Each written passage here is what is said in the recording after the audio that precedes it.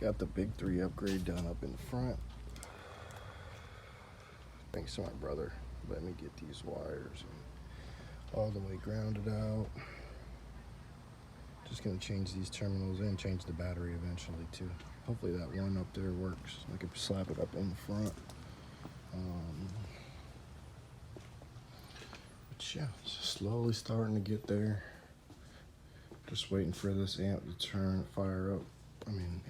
Battery, sorry. Looks good. I got some sky high 6 input terminals on it just to get it charging, and I use those for sure. These are 6.5s, 4 of them. I have another set of these. These PRVs are for something else. Probably gonna make like a garage stereo or something. Those are just extra. That's extra.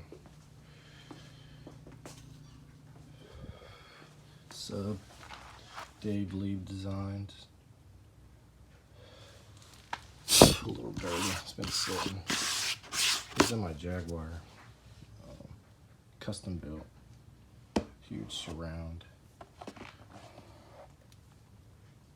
Big old fat magnet.